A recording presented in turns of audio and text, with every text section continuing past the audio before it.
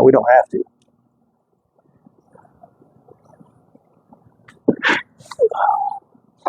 It's going to be fun.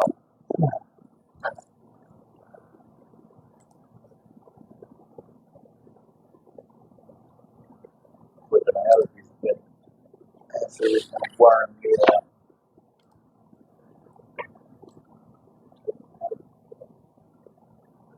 Worm get out.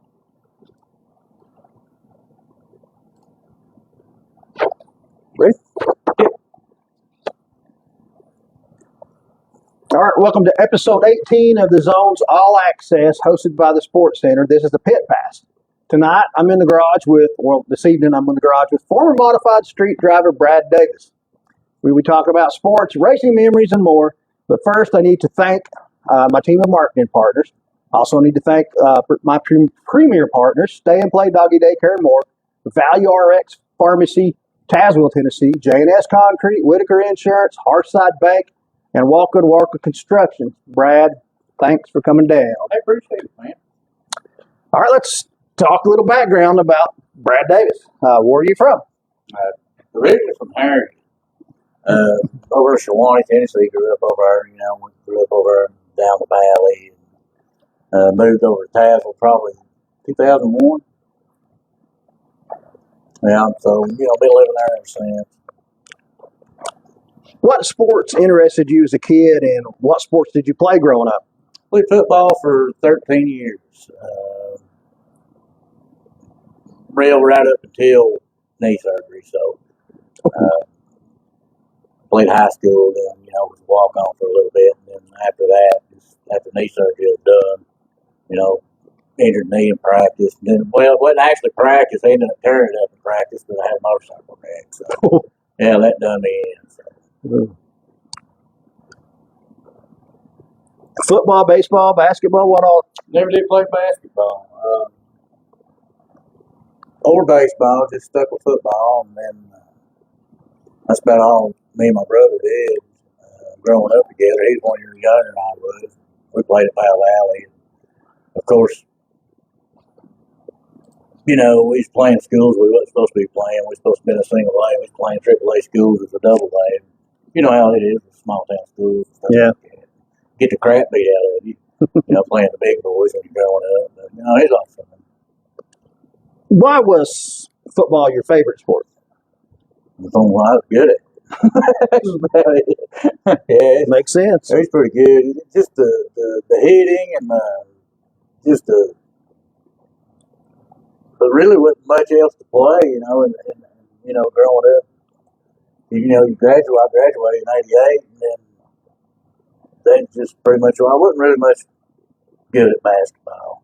I mean, I could shoot and hit it, but as far as dribbling, it's like walking and chewing gum. I can't do both at the same time. Did you have a favorite athlete growing up, or was it a favorite race car driver? No, not really.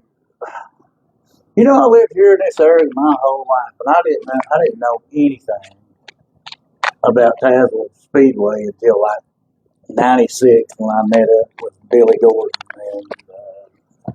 And I was like, man, I got to try this. And when I first tried it, I was like, man, I better quit this. It's one of them deals where you didn't know what you was doing. Well, that's what my next question was. When did you get the motorsports bug? '96. First time I came and I looked down in the pits and I was like, holy cow. Did you go by yourself or? No, I actually went with Billy. Okay. He had a catchback when Jim Orwine was driving for him, and then he had Marty Calloway, and I was actually going with him. And then I went and bought the first car. Didn't have a clue what we was doing at the time. It was old Nova, and we put a 383 Dodge in that thing. So okay, hang on, don't get in front of me. How exactly? You explained to it a little bit. How exactly did you get into racing? You went and bought the Nova. Mm-hmm. Yeah, I went and bought. Didn't have a liquor sponsor, but back then, you could buy. I think I gave like $600 for the car. I gave like $250 for the motor. So it was. Should have never even. I should have worked more on them before I even thought about getting one. But well, how did it go in the first car? I know where you're going with this. First race, I think we had 2 laps, got in a fight, got took to jail. Yeah, throttle cable came off, and some guy from Harlem, nobody know who it was. He jumped out, thought I'd done it deliberately, and he come running back to the car, reached in the car and grabbed him. We got out, I got out of the car, and I got grabbed from behind, and I was always told, anybody grabs you from behind, don't ask. Don't take a chance of looking. That happened to be a state trooper, so yeah. When I Mistakes were made. Yeah, mistakes was made. So handcuffs went on. How was you running? Dead life, buddy. I mean, yeah, like I said, it was the first time out, and didn't have a clue. Was it a modified street or pure street? It's modified. They run modified streets for. That was the class. That was the class. 20-some cars, consolation races, stuff like that. But, the ones that everybody always warned you about was Rick Welch, Leonard Bray, Crack.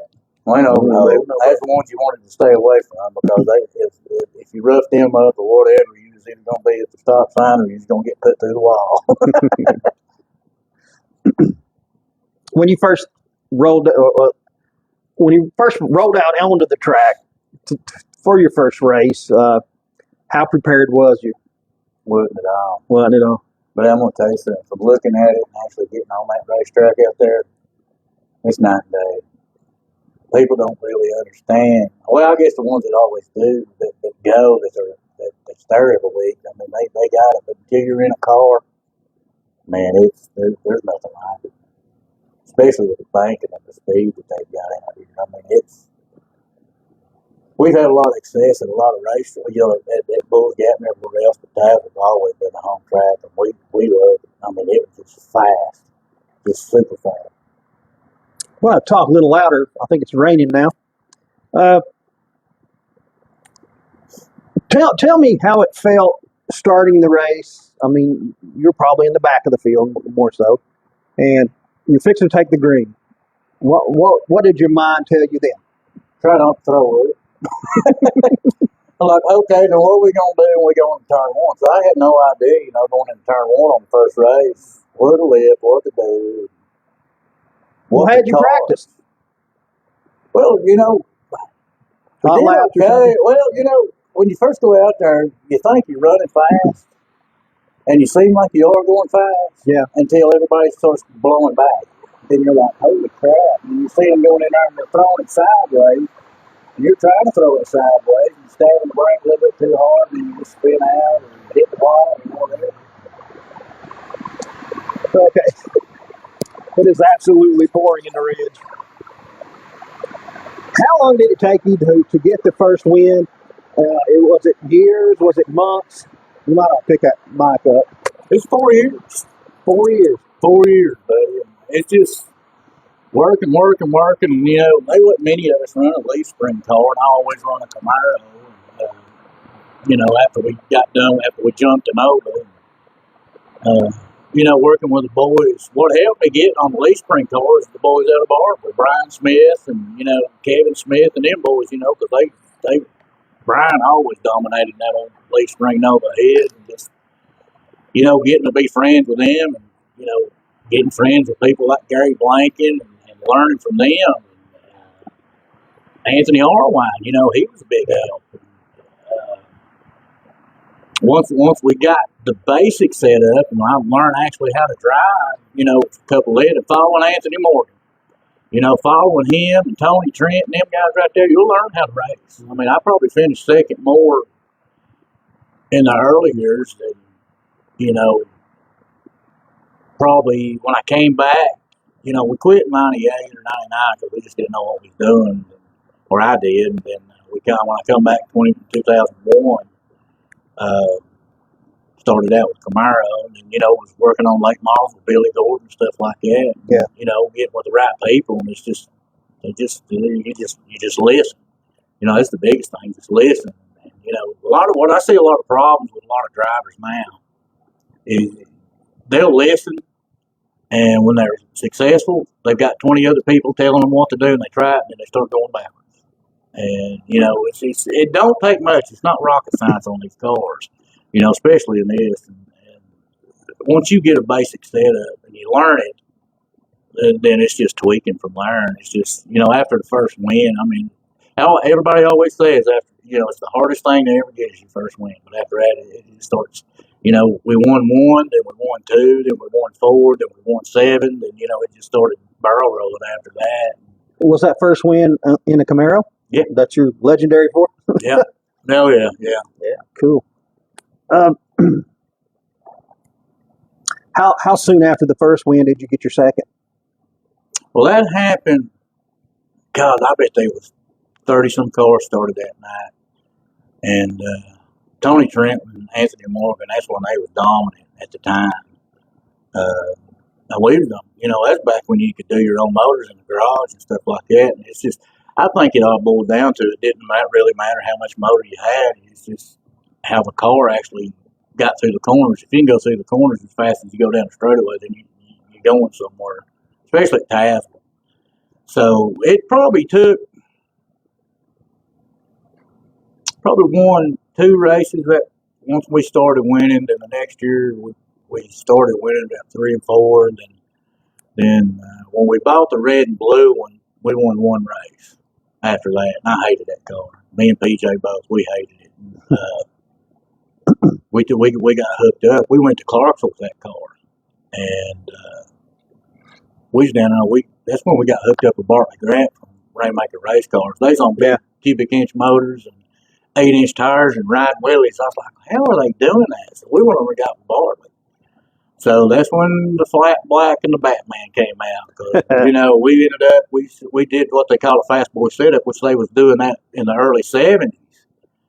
And floating right rear spring. And we took it up there. We got the body on it. Clyde put the body on it. We took it up there and let Bartley do his magic to it. And then we tweaked it from there and perfected it.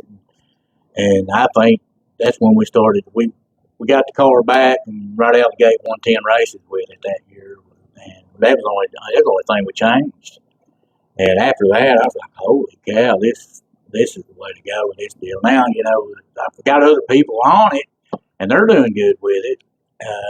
But then we got out of the lease pretty deal because there's just so much maintenance in that car. But after that, we really started really, racking up the numbers as far as winning races, year to year. Back to that first win. At what point did you know during the race that, hey, I've got a chance this time? Well, we started on the front row. Oh, and Tony Trent and Anthony Morgan started about mid-pack. And so I gave you a little. Yeah. Oh, yeah. I was like, well, there's a lot of feels good today. Well, back then, there's a lot of protesting that was going on back and forth. I mean, it was so competitive. It kind of earned the class. It did. I mean, when you got motor rules and stuff like that, then when they come out with fall brawl rules, there's a lot of people just left the big fall brawl motors in, and the boys that had the legal stuff just couldn't compete. And sometimes they swap motors car to car. Oh, yeah. Well, they get word something's coming or somebody's going to get put in the cage or whatever. Yeah, I think we've been protested. I think when the rivalry started between us and the Hortons,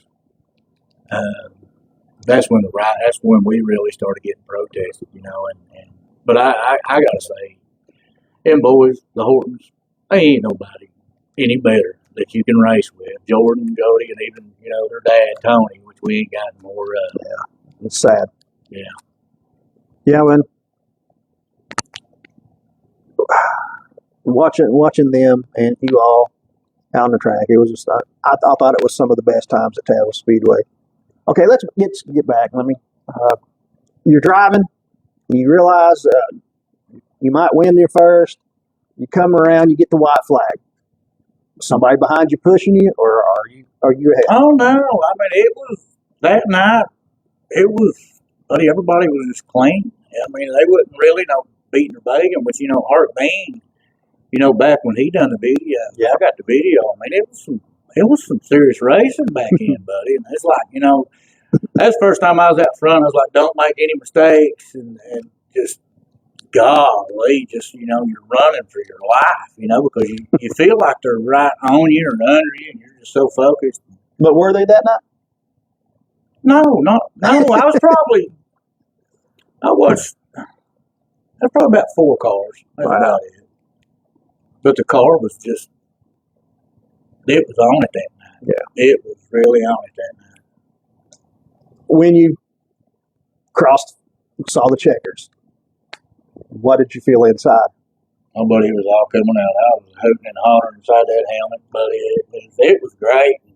I think you got the picture. Me climbing out on the door and, waving the crowd. I was grinning ear to ear, And that was all just boiled down to certain people saying, "Oh, you're never going to beat them. You're never going to beat them." So I was like, "Okay, I'm going to stay up in the garage tonight. I'm going to go through this thing and make a few phone calls, talk to people, and we're going to try this. We're going to try something a little bit different." And it worked. And the track, and like I said, if the track's not right and your car ain't right, you're not going to do good. But, that's one of the learning curves that we had to learn was you got to take a bad situation, a bad handling car, and learn how to make it fast. Was you already thinking about it, maybe winning a championship there, or did that come after the first win? Oh no, our championship thing never an issue. We just want to race. The deal about winning championships back in was you just have to be there every week. Yeah. And not have any issues. Not tear up. Yeah, so I don't know what we win, 2? I don't even remember. 2 or 3. 2 or 3. I don't know. I can't remember either. But yeah, it's winning the championship. I mean, I didn't think anything about it. We just go and race. That points racing to get you in trouble. It just keeps you at one spot too. Afraid to make a move, afraid to lose points. Yeah, afraid to change anything on. Can't do this, can't do that. Don't want to be there. You know it's going to pour or rain, but you're still sitting at the gate waiting just in case. Yeah. What year was the first win? Oh my gosh! The first championship. Championship? I don't even remember. Because see, all the trophies that I've got, championship trophies, I've gave to kids. Every one of them. I don't have anything left. I had one. Yeah, you had one. Yeah. Little Caesars. Sadly, it's gone.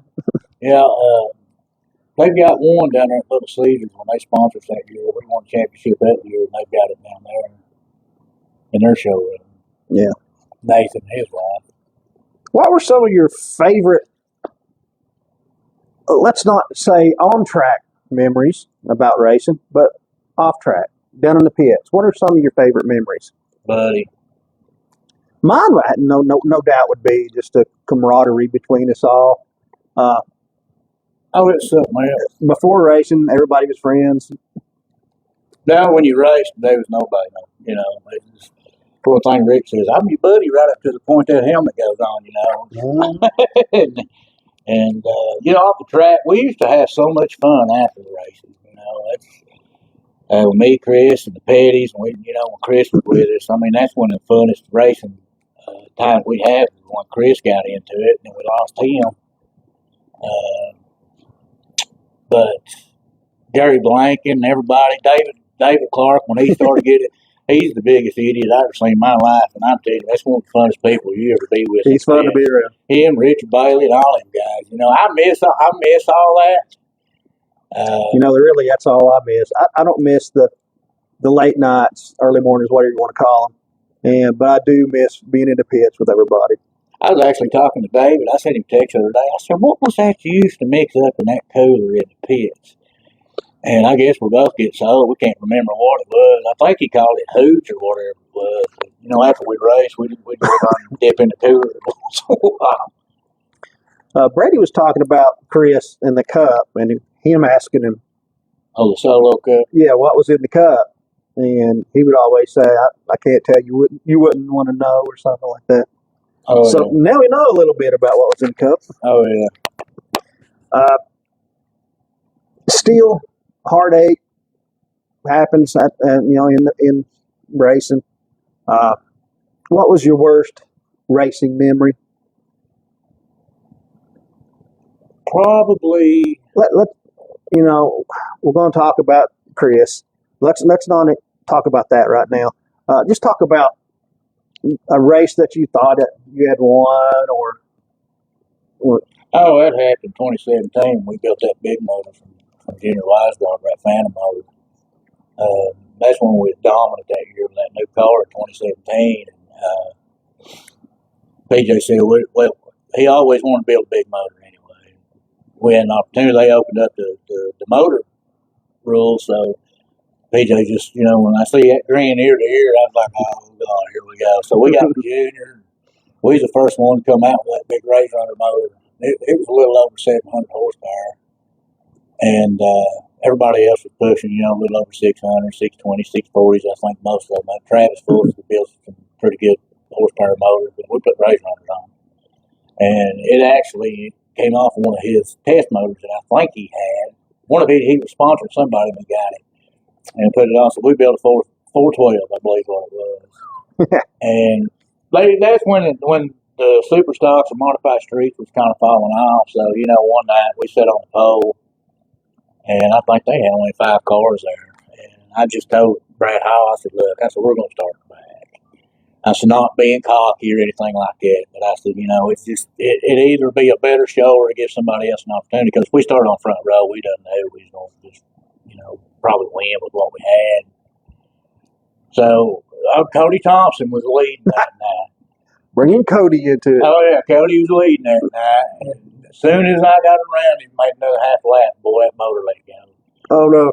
Yeah, I could feel PJ. I could just sense PJ just like, oh, God. So I just pulled in the pit, Excuse me. and he said, what happened? And I won't even say what happened. So I got on the phone with Junior. He said, get it out and bring it to me. So we pulled it out. We probably would have won 20-some races that year. That's the year they had the bounty on us. Yeah. We had, everybody was coming to try to beat us, and I think we won like 7 races in a row. And we set out 4 races, and PJ gets to go, buddy, I'm just tired of this. Let's just put the other motor in. And that's that motor we got from Junior that Steve Smith running the late model. Well, we put it in thinking the racetrack was going to be dry. Well, it was wide open. I was out there just flat-footing it, and everybody had them big motors just blowing by us. I think we finished 5th and lost the bounty that night. I think old Kurt Owens won it that night. Oh, really? Yeah. Yeah, when that motor let go, we got sick. Yeah. Were there any better times, Brad, than being at the races with Chris Collinsworth? Up the garage. Oh my gosh, at the garage. It was something. I can see that. I'm going to tell you something what him and Goat Man did to me one day. And this, I swear, I think about this all the time. We was up there working, he was over there working, well, and it's still on the car as far as I know. And Nora still has the car, and it's down at Donnie's in the storage unit. Same car. The last car that we built. And him and Goat was over there. They was over in the 3rd bay, and I was over on the other bay. I was over on the far bay, and I was working on mine. Is this a story about Chris's first win? Oh no, he was cheating that night too. Yeah, Continue, man. Yeah, they pulled that over on me too. Because I said, buddy, that don't look like no. He started laughing that night. He blew that motor. It's a 383, and I was like, dang on it. That's the night I finished 2nd behind him. That was the only win I think he ever got. That motor. Oh, keep going. But anyway, him and Goat was over working on stuff. He's awful secretive. And I was looking for my grind. I was like, I gotta buff these tires. Buddy, I ain't seen it. I said, we got to have this. We're going to have to buff all these tires because that's when me and, Donnie had his car up there and Robbie Buchanan was driving it. Chris was over in the other bay. Well, I'm like, man, I can't find it. I don't know what we're done with it. So they send me off going on. Well, I think Advance and Middleborough's got one because you got to have one with adjustable, speeds on it. So I'm looking. I go over there. Well, what them idiots was doing, they was up there putting nitrous on. And they wanted me out in the garage, so I wouldn't know. So I'm looking everywhere, and I come back, and there sits the grinder over there on the divider on the wall where the liquid stuff is at. I was like, what did they? I said that wasn't there. He said, buddy, it must have been sitting there all the time. He played that, but Chris never got to run it. They never got to run nitrous. Right after they hooked that up, when the accident happened, they lost him. All right, describe Chris. Oh, gosh. He made me a nervous wreck when he rode with him. He's wide open no matter what you did.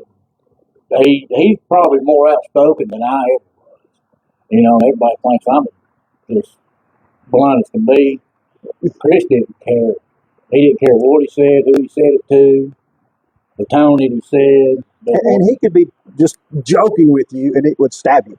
Oh yeah, you'd be looking at him like, dude, are you serious? Then that shit he grin across his mouth, you know, and that beard, he just lied up. He's always messing with everybody, but you never did really know when to take him seriously.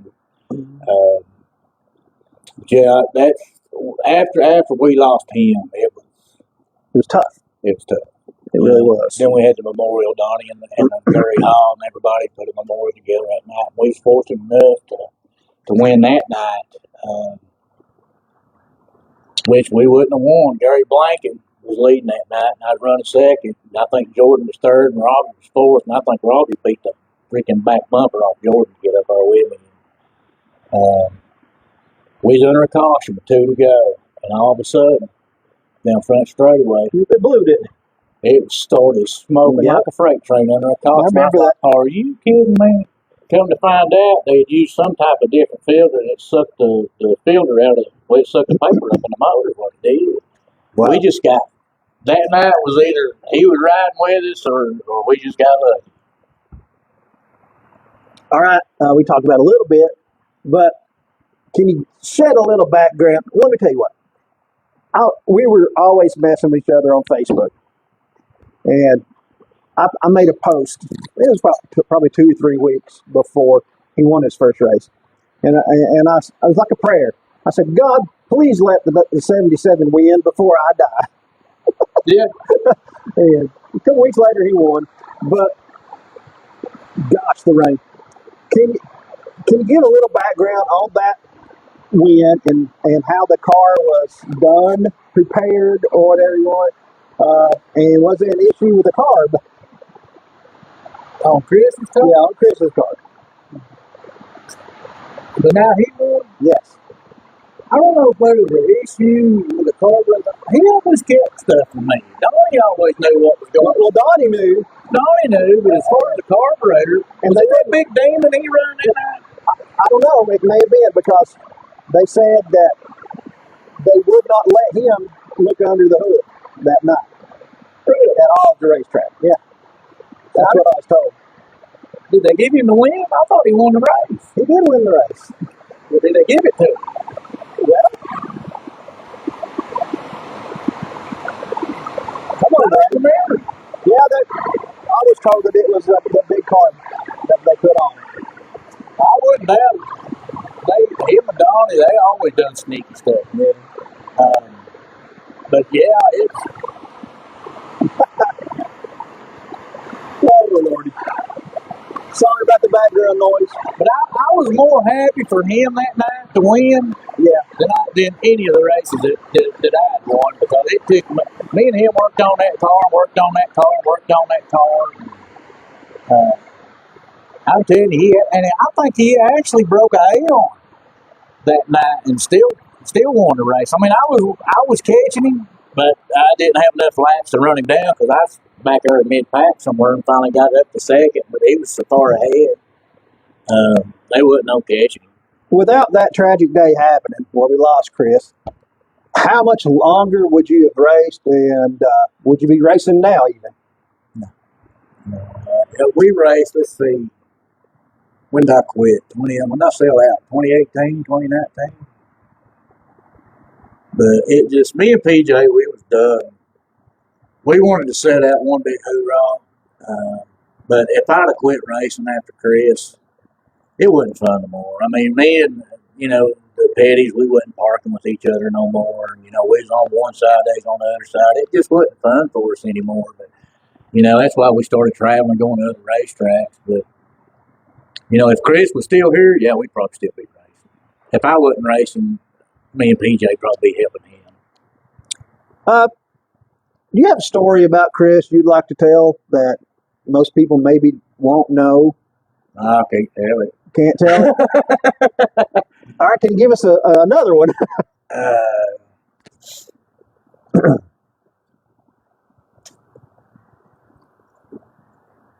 He was pretty he was pretty self-contained. He didn't really, let out a whole lot of secrets about himself. But when Yeah. you was with him, uh, I mean, it was just you had no idea what you was gonna get into, especially if he was driving. He was scared to death.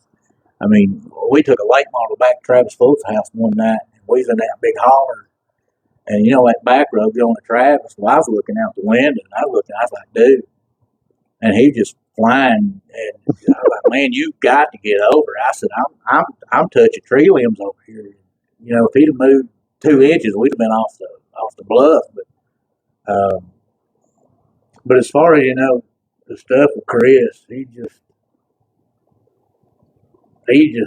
super, just fun to be around, man.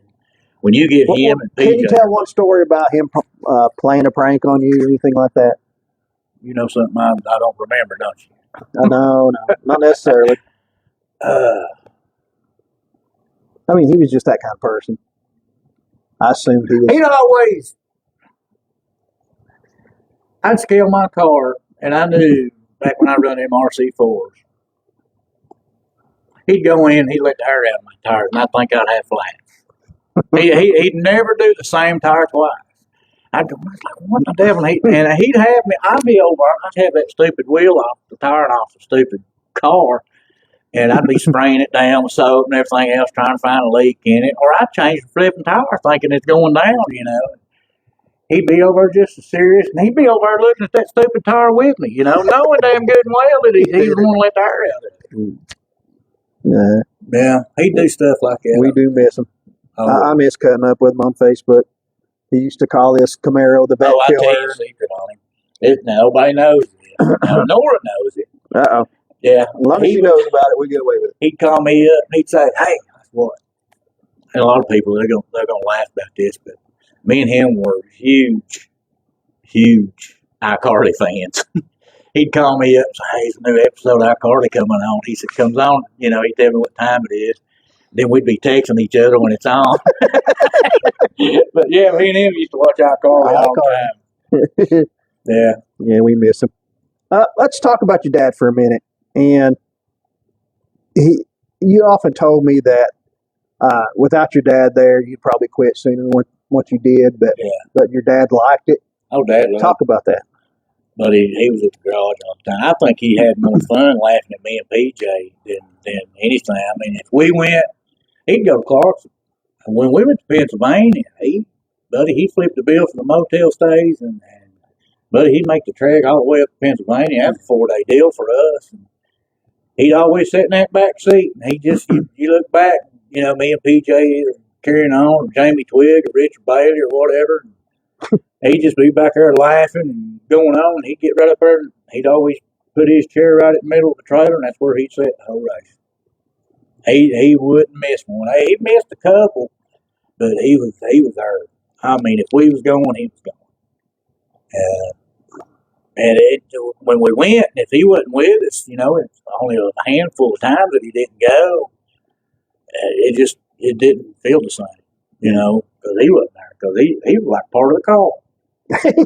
I mean, he was a big help with the cars, and it's always fussed. We'd break something like that, and he'd always blame Chinese parts. Always, you got to quit buying that Chinese crap, and like that. That's not how this works, Well, was he a veteran? Yes. I thought he was. Yeah, he was in Vietnam. Thanks for your service. Vietnam. Yeah, then he retired out of the National Guard. He was in it for, oh my gosh, years. I think that's why, when me and my brother grew up, we always had the buzz cuts, But yeah, he's always been military. Yeah, I thought so. All right, I always give my guests the time to thank people in your life that helped you along the way, and those that got you them 2 championships or 3 or whatever it was. Who do you want to thank? Who can you remember to thank? I know he's not going to remember them all, but thank a few of them. PJ Jeffers, for one thing. A lot of times, if it wasn't for him, we wouldn't have raced. Chris, Petty's, all the Petty boys, Gary Blanken, Brian Smith, all the Smith boys, Rainmaker Race Cars, Junior Wise Garber. Big Rick, Joe Bird, Gary Hall, Rick Welch, you've always been around, been supportive, probably one of the best photographers that's ever hit Tazewell Speedway. All the sponsors over the years, I mean, there's a lot of those guys. Nathan Gillum, Billy Gordon. Has anybody ever took Richard Bailey, Jamie Twigg, anybody, Melvin Bayless, anybody that ever worked on this car that, helped me do what I really like doing, which, PJ always said, he said, I'll drive one way. And, he always furnished the truck. Rick Welch furnished a lot of stuff for us. Rick Welch was a big part of it right there at the end. But anybody and everybody that ever helped us, I mean, they got us to where we was at to win the championship, Brady Cup, being the announcer out there. Just all the fans and the kids. Oh, my gosh, the kids. The kids love you. Oh, yeah. But, it's just, if we could do it again tomorrow, we probably would. But, my daughter's 16 years old. I think she's 24, 25. She's driving now. And I always said in the interview I did over the Bulls Gap that when I turn 50, I was done. I'll be 56 this year. Do I miss it? Yeah. Does PJ miss it? Yeah. Are we going to get back into it? Probably not. We're lake lifers now. Lake life.